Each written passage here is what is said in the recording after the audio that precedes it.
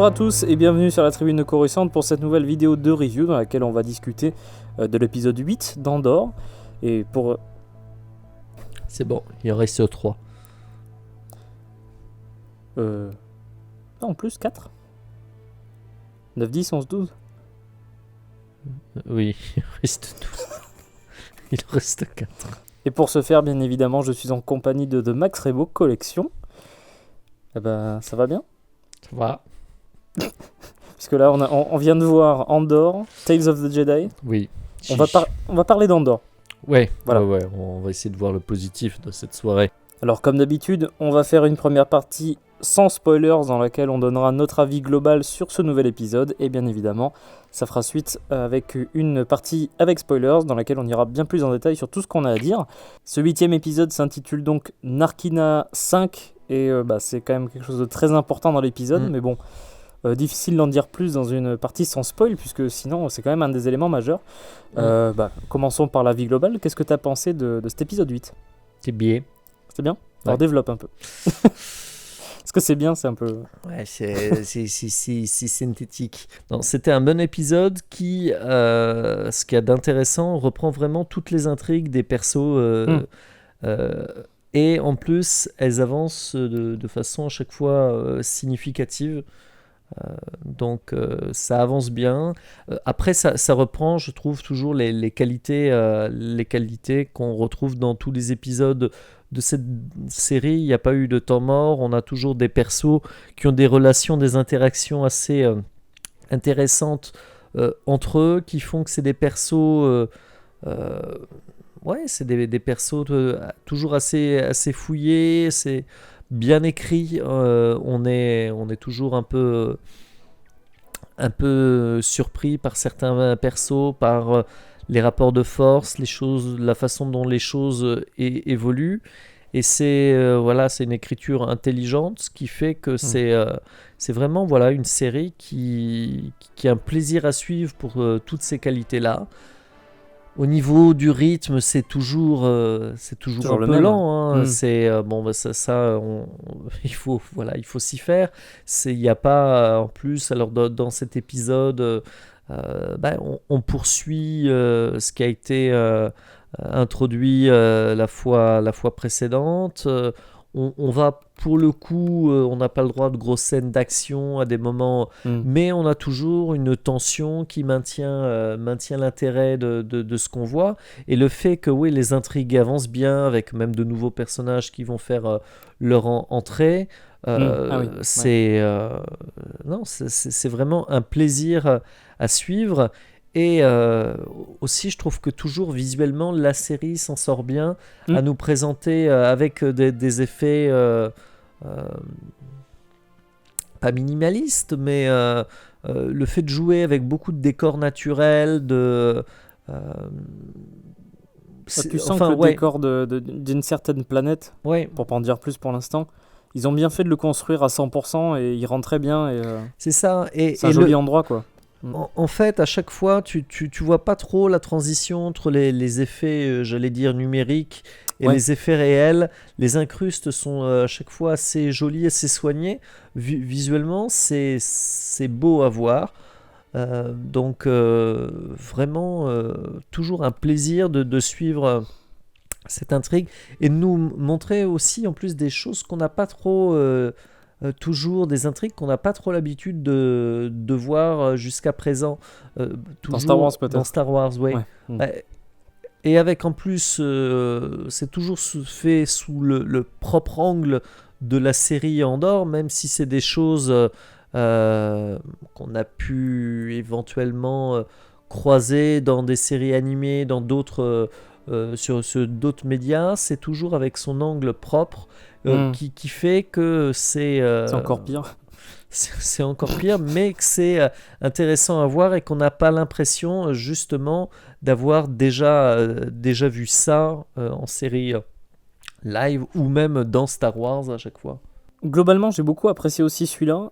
À chaque fois, on a droit à la même qualité sur vraiment tous les épisodes. Il y a pas...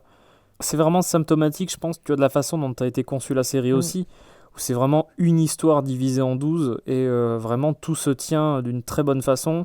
Comme tu dis, toutes les intrigues se tiennent, on avance suffisamment dans chaque pour que ça nous maintienne éveillés et justement on se dit voilà, il se passe quelque chose. Sur chaque trame il se passe un truc, ne serait-ce que même une scène ou deux, tu vois. Pour certaines d'entre elles, mais on sait qu'il y a des trucs, on avance, il y a des petits détails. Alors par contre, évidemment, il faut bien écouter les dialogues, il faut bien être attentif à tout.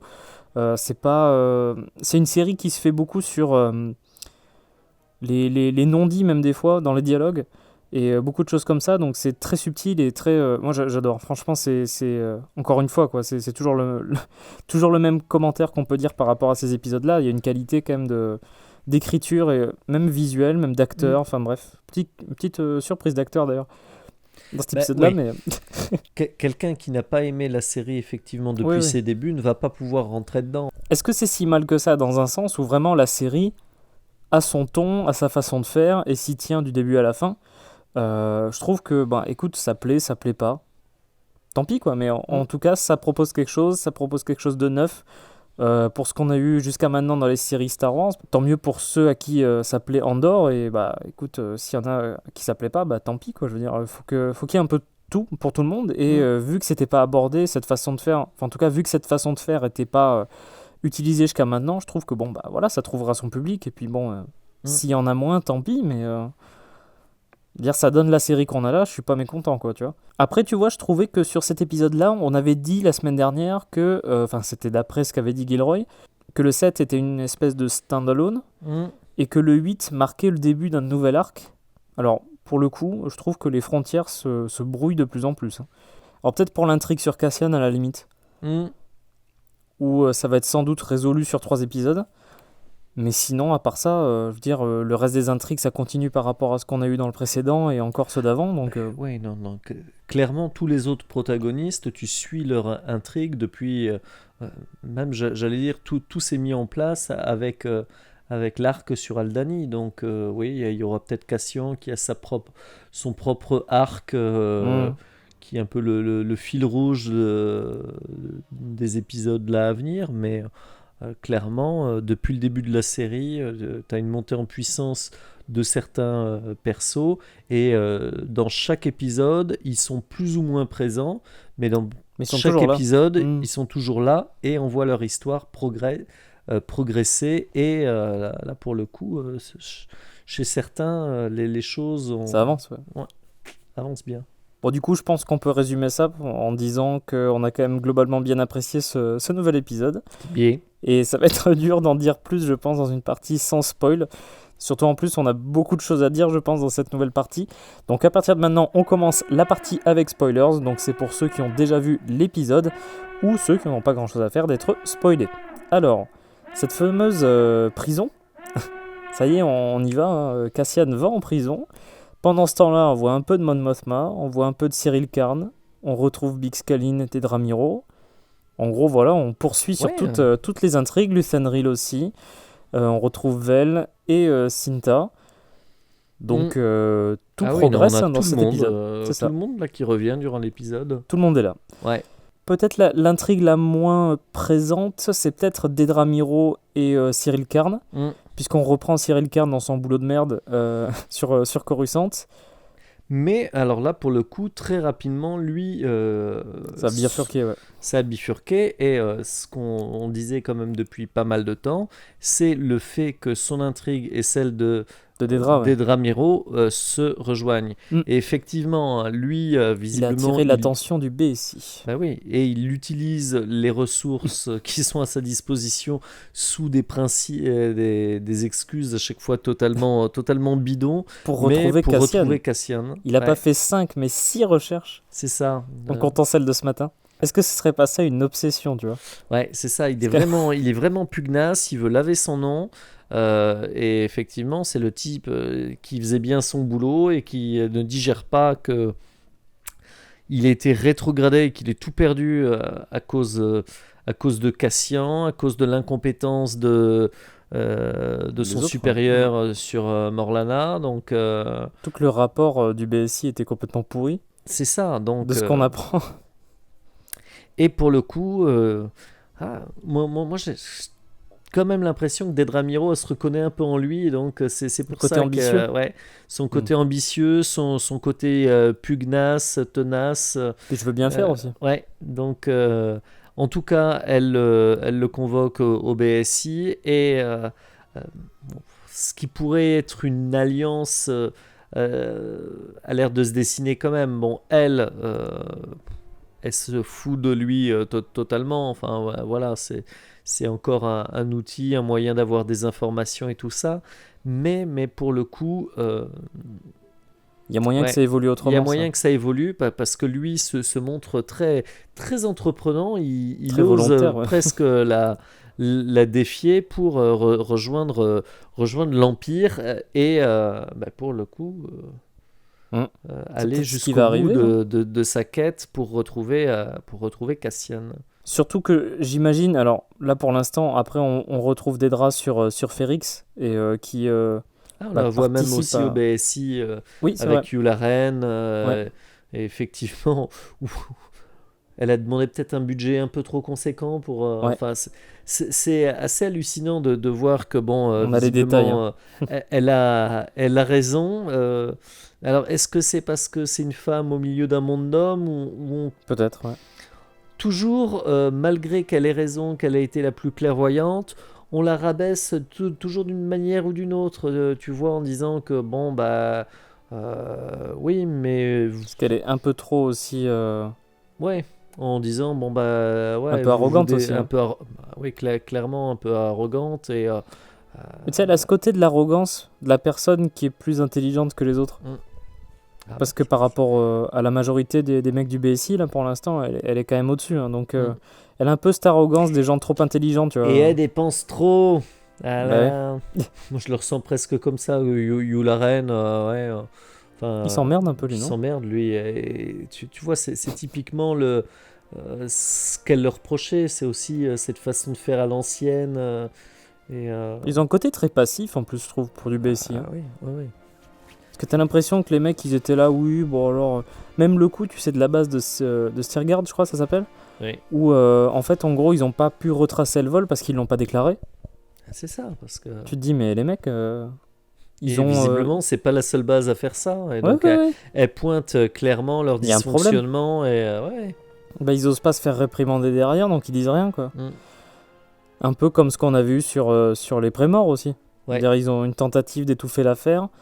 Enfin, t'as l'impression qu'il y en a beaucoup qui marchent comme ça, puis en fait, il y a qu'elle et quelques-uns qui sont vraiment volontaires et qui veulent faire leur travail à fond. Alors tu me diras, bon, c'est peut-être pas plus mal que le BSI soit passif, Mm. mais bon, pour son arc à elle, en tout cas, elle a envie de se bouger, quoi. Et elle finit par aller sur Férix. Ouais. Ou elle fait 2-3 coups sympas d'ailleurs. Alors, stratégiquement parlant, parce que quand elle capture l'autre, là, le pote à Big Scalin, Ouais. avec le coup, tu sais, du ouais, mais vas-y, laisse-le là. Non, mais, oh, mais dis donc, enlevez-le. Oui, non, mais elle, pour le coup, de Elle est toute pas bête, hein. façon, elle est particulièrement intelligente. Et je trouve que c'est intéressant de la voir, elle, en antagoniste un peu principale de cette première saison. Parce que elle est douée, hein. Plutôt, ouais. Ouais. Donc, non, elle réussit à amener quand même quelques storms sur Férix. Ouais, avec quelques officiers, quelques stormtroopers. Et justement, la répression commence un peu sur Férix. Et pour reprendre l'intrigue Férix, on va dire, on a Bix, on a Brasso aussi, qu'on avait vu Ouais. dans les premiers épisodes. Qui, bon, on voit qu'ils se connaissent bien. Il y a Marva qui a l'air de partir un peu en vrille quand même, hein, parce que du coup, son âge peut-être commence à se faire voir. Ouais. Parce qu'apparemment, elle serait tombée, elle est obsédée par les soldats impériaux, parce que c'est une rebelle au fond, quoi, dans l'âme. C'est ça. Donc elle aimerait bien faire péter le QG, quoi, peut-être. Mais apparemment, elle est tombée. Peut-être que bon, vraiment la vieillesse, quoi, en soi, qui amène à ça, je pense que c'est... Et visiblement, elle n'arrive pas à entendre raison sur le fait qu'il faudrait peut-être Elle est têtue, hein. qu'elle arrête et qu'elle parte. Et le seul qui aurait pu lui faire entendre raison, c'est Cassian. Et donc, Mais il est plus là. il est plus là. Et Mais en même temps, personne ne fallait sait qu'il où. parte. Ouais. Et elle pouvait pas partir. On a effectivement pas mal d'enjeux et de choses qui commencent à se regrouper sur Férix. On a Ouais. Dedramiro, on a Bix, on a Marva, on a Vel qui est arrivée elle aussi à la recherche de Cassian Avec Cinta. avec Cinta. Ah oui, alors elle, j'étais surpris de la voir. Je m'attendais pas en fait à la voir quitter si, Si surtout facilement, hors ouais, champ et si Aldani, ouais. facilement Aldani. Donc elles deux qui sont là. Non, non, il se prépare plein de choses sur Férix. Mm. Et À surtout mon qu'en avis. plus, pour revenir sur Vel et Cinta, Mm, bon, on continue hein, de confirmer qu'elles sont bien ensemble, mm, mais elles ont vraiment une divergence de point de vue et d'opinion sur pas mal de trucs. Parce qu'en plus, Cinta, on avait dit que sa famille s'était faite massacrer par des Stormtroopers, je crois, de mm. mémoire. Donc elle est quand même assez à fond, et même le combat passe avant Ouais. tout, hein. Même Ah ben leur oui, histoire à elle, donc c'est Vel la romantique. Cinta, elle est là pour se battre. Hein, et ouais. donc, C'est elle qui reste sur Férix, mm, tandis que l'autre, elle part au final. ouais. Elle essaye de chercher Cassian ailleurs. Mm. Et pendant ce temps-là, Cinta reste là au cas où il reviendrait à nouveau sur Férix. Mais on voit aussi les divergences et les choix que ça pousse à faire, hein, d'être dans ce genre de combat-là, on va dire. Et pour revenir aussi sur Férix, avant de se faire arrêter, et c'est peut-être pour ça d'ailleurs que c'est arrivé, hein, toute l'histoire avec l'autre là, Ouais. t'as Bix qui, à la recherche d'informations sur Cassian, cherche à contacter Luthen. Mm. Et par ce biais-là, on voit que Leia, qui est quand même assez particulière, hein, quand même, on l'avait dit la dernière fois, apparemment c'est quand même lui qui gère le truc, puisque c'est elle, tu sais, qui dit dis-moi de le faire. Mm, mm. Bah oui, elle est. Moi, Mais elle est très entreprenante, elle c'est est ça. beaucoup plus Elle est froide que lui, hein. elle est particulièrement dévouée à vouloir le protéger peut-être de lui-même et de façon très, très autoritaire dans son rapport à lui. Alors, Mm.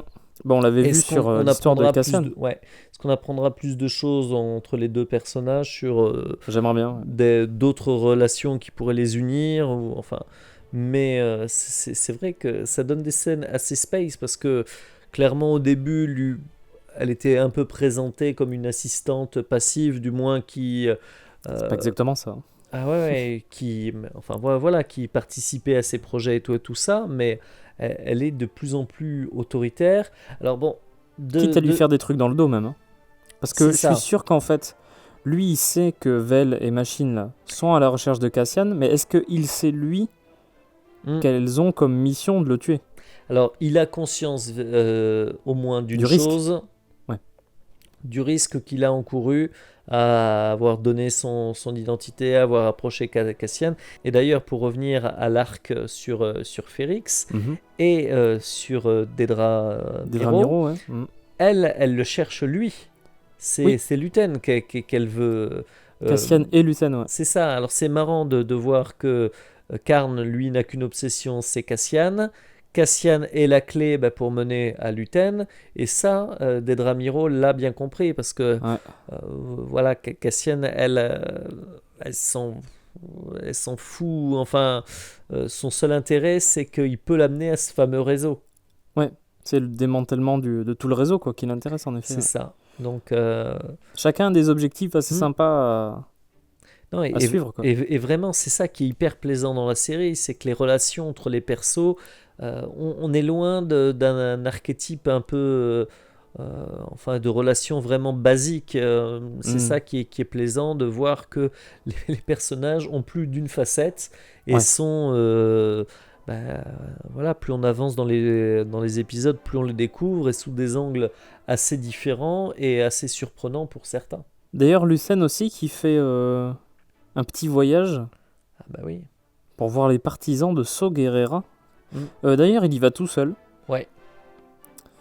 sans la parade Coruscant ou quoi, hein, comme quand il était allé sur Férix.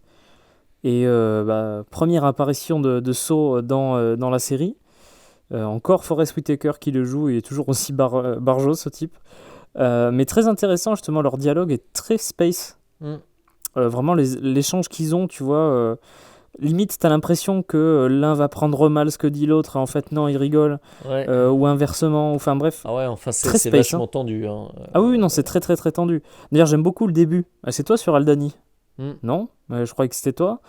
Mais du coup, tu dois être blindé de fric en fait. Bah non, mais je sais très bien que si tu l'avais fait, tu me dirais ça de toute façon. Enfin bref, là, tout le jeu de Ouais. persuasion et de... Non, c'était assez cool. Et qui montre que malgré le fait qu'ils soient dans le même camp, ils se font pas du tout confiance. Ah non, quoi. non, non, Et non. donc, Bah, tu vois bien que Partisan, il a son clan. mm, Et même quand il dit, tu vois, il le dit plus tard, même dans la discussion, moi je vais pas risquer mon clan pour un type que je connais pas, enfin bref.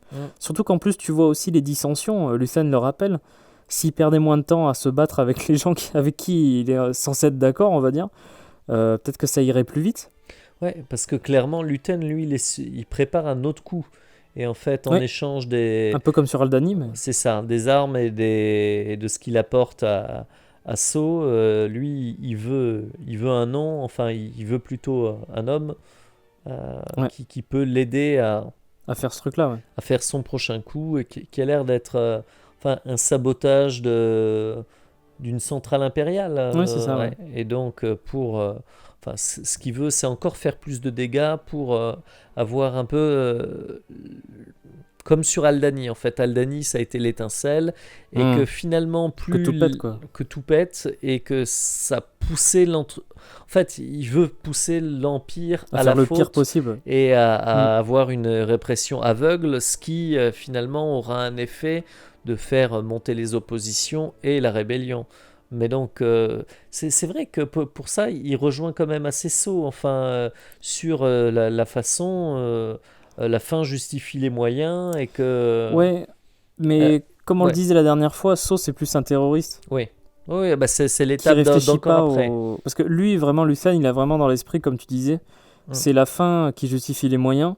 Et ce qu'il veut, lui, c'est que la rébellion fasse tout péter. Parce Mm. que So, c'est vraiment son clan et il fout la merde, Bah, quoi. ouais, c'est un anarchiste. Sceaux, il veut tout Ouais, brûler, enfin, pour c'est ça. arriver à ses fins. L'autre... D'ailleurs, intéressant aussi mm. qu'il refuse. Alors, j'ai totalement oublié le nom de la personne en question, là, pour le fameux coup qui veut monter, Lucien. Mais du coup, So refuse parce que c'est un Mm. séparatiste. Mm. Et on voit que, par exemple, parmi les séparatistes, il y en a certains qui sont devenus des rebelles. Mm. Et So a toute raison hein, de refuser de se mettre avec un séparatiste. Parce que, bon, si on s'en rappelle, sur Onderon, à la base, dans The Clone Wars, il était plutôt du côté de la République, So. Oui. Et c'est à cause de la guerre des clones que sa sœur est morte. Donc, bon, il y a 2-3 raisons quand même de s'en méfier des anciens séparatistes. Mm. Et il y a tout un truc avec les différentes factions, machin. Lui, il croit qu'en son clan, et puis c'est tout, quoi. Il est très, très, très sectaire et très fermé, So. Oui. Et justement, au contraire, ce que Luthen voudrait aussi, ce qu'il aimerait bien, c'est peut-être, je sais pas, peut-être organiser la rébellion dans un sens où lui, c'est le mec des coulisses qui va tout organiser, La en fait. convergence des luttes. Ah bah, c'est Non, un, mais, c'est un peu ça. ouais. C'est un peu ça. Tous ceux qui s'opposent à l'Empire pour une raison ou pour une autre, qui s'associent et qui montent une espèce de rébellion globale, quoi. Plutôt que de chacun avoir ça dans son coin, avoir son activité rebelle qui porte à pas grand-chose au final. Et pendant ce temps-là, tu as une autre stratégie Ouais. qui suit son cours, c'est celle de Mon Mothma. Oui, alors là c'est une question de fric avec Mon Mothma, Ouais. puisqu'il y a l'histoire avec le banquier, qui est pas que son banquier, comme on l'a dit la dernière fois, je pense. Mais petite révélation sur Mothma aussi. Le mariage à 15 ans, Bah, c'est ce qui explique aussi, je pense, à quel point avec son mari, c'est ça la marche fou. bien. Hein. Mm. Parce qu'effectivement, mariée à 15 ans, sénatrice à 16, avec visiblement un mariage un peu Arrangé, ouais, culturel, ça. arrangé. Donc, C'est la façon de faire sur Chandrila. ouais, c'est ça. Donc, ça n'a pas l'air de... Ça passe plus trop le courant. Hein. Et effectivement, il y a les divergences politiques, mais il y a beaucoup de choses... Ouais, elle s'entend mieux avec son Copain banquier. avec son copain banquier. Ouais. Mais d'ailleurs, le truc, c'est qu'il y a une histoire de 400 000 crédits ou quelque chose Mm. comme ça. C'est de plus en plus compliqué, justement, de gérer l'argent à cause de l'Empire. Ils surveillent de plus en plus. Ça avance peut-être pas forcément tant que ça du côté Mon Mothma, mais on voit qu'elle essaye de garder sa façade surcoruscante de sénatrice. Effectivement, les dîners de l'ambassadeur, les sourires, les faux semblants, Oh là là. elle est douée hein, pour naviguer. C'est insupportable, par contre. Ouais. Non, et là, pour le coup, c'est vrai que c'est un peu le même genre de... Enfin, on est clairement sur le même genre de scène que la semaine dernière et tout ça. Bon, elle a une nouvelle tenue, son mari aussi. Voilà, le sourire est toujours de façade. Et c'est la même problématique pour elle de réussir à mettre la main sur son héritage familial sans éveiller les soupçons pour financer... Une œuvre caritative. Ouais, une œuvre caritative. C'est peut-être l'intrigue qui avance le moins, on va dire, de cet épisode-là, mais elle est encore là. À voir comment elle va se rattacher encore une fois au reste. Quelques divergences avec Luthen qui vont peut-être se calmer avec le temps. Puisque lui, pour l'instant, il va du côté des partisans, donc c'est pas forcément les plus modérés, on va dire. C'est ça. Donc hâte de voir ce qui va se passer sur la suite, sur ce genre de choses. Et quand même le gros de l'épisode, ça reste, ça donne son titre à l'épisode 8, hein. C'est vraiment la prison dans laquelle se fait envoyer Cassian pour 6 ans. Mais c'est juste un touriste. Non, Narkina 5, pardon. Ça c'est dans Alien. Oui. C'est un arc assez intéressant en tout cas dans cet épisode, et il n'est pas fini, hein, vraiment, puisqu'on aura la suite dans les prochains. Mais on découvre qu'est-ce que c'est l'environnement carcéral impérial. Quelle horreur ce truc. Ah oui, non, mais... C'est très intelligent, mais affreux, en fait. Parce que déjà, tu te dis, mais attends, pourquoi ils leur font enlever leur pompe avant d'entrer? Tu te dis, ok, d'accord. Et en fait, non, c'est parce que tout le sol est électrifié. Non, et en plus, c'est surtout que la prison vicieux, impériale, c'est ma vie à l'usine, en fait. C'est un camp de travail. Hein. C'est un camp de travail donc, qui leur permet d'avoir une main-d'œuvre, en plus, vu leur dernière... Pas cher, hein. Leur dernière loi pour longtemps, pas cher, qui passent effectivement leur journée à travailler. 12 heures. Ouais, on peut pas dire que... Enfin, et en plus, on voit... Donc ils sont au raft, non C'est vrai que ça ressemble à la prison du raft dans Marvel. Ouais. Parce que c'est avoir Captain America. Parce que c'est vrai que c'est très joli par contre. Il y a en plus on en voit plusieurs. T'as vu, plusieurs entrées. Donc il y a plusieurs installations de prisons semi-sous-marines. Ah ouais. Non, c'est quand même impressionnant. Concrètement, donc déjà avec ce système de chemin électrifié, donc tu te dis. Je sais pas trop comment ils vont s'en sortir, c'est vicieux. T'as des bottes qui traînent si tu regardes dans les couloirs. Ouais. Donc, si ça se trouve, ils vont en piquer. Et t'as ça, mais après, une fois que il faut choper une navette parce qu'ils sont en pleine mer. Hein. Ça va pas être facile. Non, mais c'est la grande évasion, il va falloir une aide extérieure. Enfin, on te laisse suggérer qu'ils sont quand même les impériaux. Ouais, et ils sont en sous-effectif pour tenir, je pense, de tout ce monde. Il manque d'hommes, ça se voit, il y en a un qui est en retard, etc. C'est ça. Il y a les mecs à la vitre, là. Les mecs à la vitre qui communiquent entre eux, parce que malgré le fait qu'on leur interdise effectivement de parler quand ils sont dans ces faces-là, avec le langage des signes, ils arrivent à se passer des messages. On voit qui sont les prisonniers énormément. Parce que les plans, c'était des plans qu'on voyait dans la bande-annonce qui me rappelaient au début une éventuelle Camino ou une installation avec des clones ou tout ça. Ouais. Truc de recherche, parce que tout est blanc. Ouais. Donc maintenant on sait ce que c'est, mais on voit l'immensité du complexe et le potentiel, enfin, en termes de nombre de prisonniers qui est assez hallucinant. Et donc eux passent leur journée... Intrimé, dans une salle. Là, pour le coup, j'ai bien aimé l'esthétique qui rappelle... c'est clinique, hein, même. Hein. Bah oui, là, pour le coup, ça fait vraiment la SF de 2001 ou de même THX 1138 avec une SF comme on en faisait avant, très épurée, c'est blanc, c'est clinique, c'est à l'économie, c'est propre. Puis même, tu as le même côté d'enfermement des gens que dans THX aussi. Vraiment, les couloirs blancs, les costumes blancs. Et les gardes en noir par contre d'ailleurs aussi. Et alors c'est marrant de voir comment durant la première partie de son arrivée, Cassian il est totalement groggy, enfin il voit les choses, il comprend rien. Il comprend rien à ce qui se passe, il les voit monter, on sait même pas ce qui monte, c'est dur de comprendre d'ailleurs ce qu'ils sont en train de faire. Ils construisent des trucs à la chaîne. Le même truc par contre, c'est vraiment le même truc et toutes les tables font le même truc. Quelque chose me dit que c'est peut-être pas forcément le seul truc qu'ils font dans cette prison-là, mais en tout cas dans ce coin-là, ils font que cette pièce-là. Chaque salle doit faire une section. C'est ça.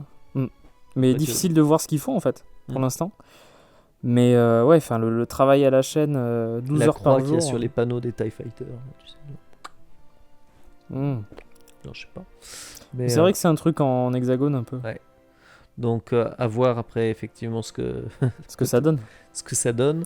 Mais toujours est-il que eux font leur truc dans leur coin, que Cassian est totalement déconnecté, et que tu as une petite ellipse assez sympa avec De 30 jours, ouais. de 30 jours. Tu as le nombre de chacun dans sa cellule, le nombre de jours qui s'affiche. Et là, tu vois, 30 jours qui ont passé et où tu retrouves un Cassian Un peu plus habitué. Ouais. un peu plus habitué, effectivement. Il s'est fait au fait que Andy Serkis lui gueule dessus.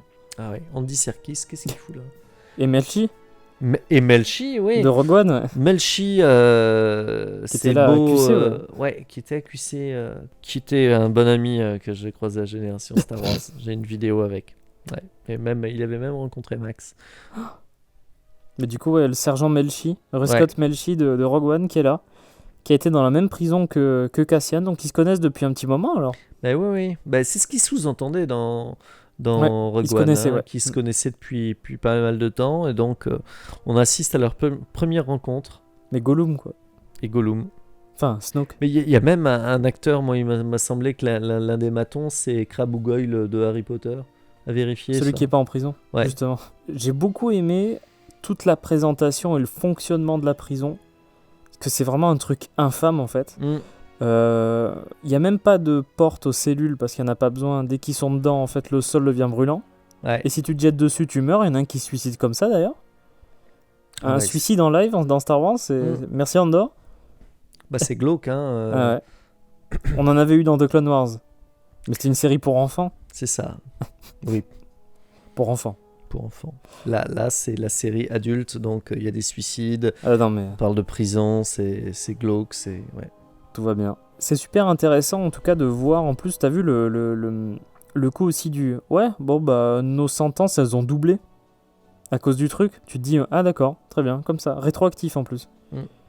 Bon, bah... Après, tu m'étonnes que la rébellion ne fasse pas l'unanimité, parce que tous les prisonniers se trouvent avec leur peine doublée. Bah ouais, d'accord. Les pauvres, enfin après, tu les vois qui détestent ceux qui ont causé Aldani, quoi, qui cherchent auprès Oui, de c'est à Cassian cause d'eux, ouais. savoir si lui sait des choses sur le truc ou ils le prennent à partie.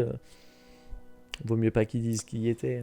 Hein. Bah tiens, d'ailleurs, juste un truc par rapport à Andy Serkis. Mm. Très intéressant aussi du fait que ce soit un prisonnier qui gère les autres prisonniers. Ça me rappelle des choses, tu vois. Donc t'as plein de... On en parlait la dernière fois, mais il y a plein d'échos avec des trucs réels de l'histoire. Et tu te dis là, ça fait un peu un camp de travail. Bon, on voit à quoi ça fait appel, quoi. Et tout le côté aussi déshumanisant. Parce que tu vois, la douche collective... Enfin bref, c'est... Wow. Ah oui, l'ambiance, c'est vraiment... Mais c'est une ambiance vachement, La bouffe, c'est de la merde. pesante, glauque. Ouais. Non, mais c'est pour ça que... Ça fait vrai en plus, quoi. C'est ça qui est... Ouais, et tout cet aspect de l'épisode, on l'avait jamais eu dans une série Star Wars, parce que c'est pas... Tu vois comment dire, le fourgon carcéral que tu croises dans Mandalorian avec Ou dans une Rogue One, équipe, ou dans Rogue One, où c'est vite passé, c'est une scène d'évasion qui est bouclée en 5 minutes, enfin... Même la princesse Leia dans l'épisode 4. Hein. Voilà, là tu t'attardes sur ça, et sur vraiment tous les travers glauques, noirs de la prison, donc non, c'est intéressant à suivre tout ça. Hein. Bah, ça montre bien que l'Empire, c'est un régime... Un régime totalitaire, et, ouais, avec tout le package, quoi. Après, comme tu dis, justement, on a une ellipse de 30 jours, où on voit, au final, on comprend que Cassian s'est plus ou moins fait... Ouais, il s'est adapté à cette vie en prison. À tout ça, ouais, en effet. Et il y a toute une histoire, en plus, de compétition entre les équipes, entre même les niveaux. Enfin bref, à chaque fois, c'est une compétition pour faire le plus vite possible, pour produire le plus. Et on te tease justement que ça va être un des trucs importants aussi, puisqu'on te dit par exemple que ceux qui sont les premiers, ils ont de la nourriture qui a un goût à quelque chose, et les autres ils se font zapper, apparemment, et les les autres derniers. se font électrocuter. Ouais. Donc bon, à voir ce que ça donne, mais l'épisode coupe là-dessus d'ailleurs. Hein. Ouais. Ils sont en train de monter un truc, ils ont l'air plus efficaces qu'avant d'ailleurs, puisque Cassian maintenant il sait quoi faire, mais bon. À voir ce qui va se passer sur la suite, mais vraiment l'environnement carcéral qu'on nous montre là-dedans est vraiment super intéressant. Et comme je disais, ça fait vraiment très vrai, ça fait vraiment véridique comme truc. Il n'y a pas d'alien. Bah, il n'y a Ça pas doit- d'alien dans la prison par contre. Et sur Coruscant, il y en a 2. Ah, mais ils viennent de Solo. Ils viennent de Solo. Enfin, non, il y en a un de la il y en a un de la postlogie. Mm. Et il y en a un de Solo, je crois. Et on aperçoit Morov et Edrio. Ah oui, c'est vrai. Chez les partisans. Ouais. Donc c'est déjà ça. Est-ce que c'est Aiden Cook aussi? Hmm. Parce que, bah tiens, qui est juste là. Aiden Cook, il était là, c'était celui qui faisait le docteur chelou, là, à quatre bras. Mhm.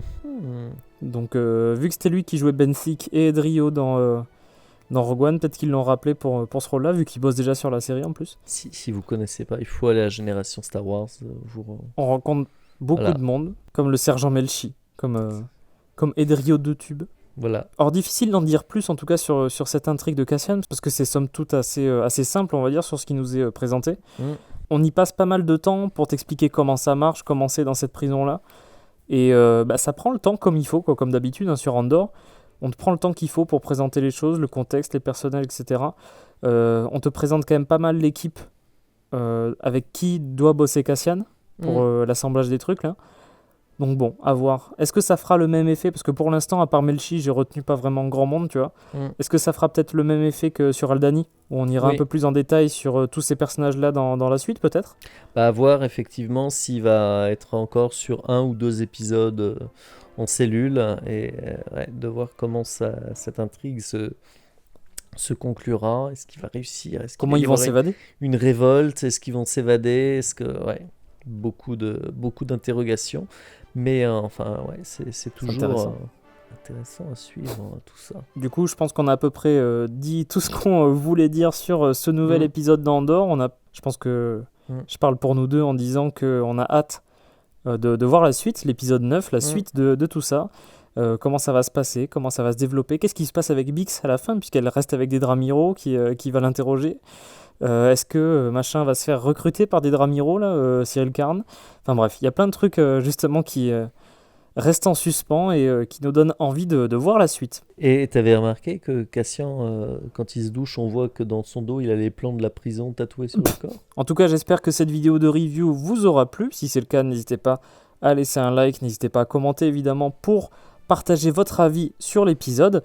N'hésitez pas aussi à vous abonner à The Max Revo Collection ainsi qu'à la Tribune de Coruscant si vous ne voulez pas rater nos prochaines vidéos, y compris les reviews d'Andor et les reviews d'autres choses aussi. En tout cas, on se retrouvera très vite pour les futures reviews d'Andor.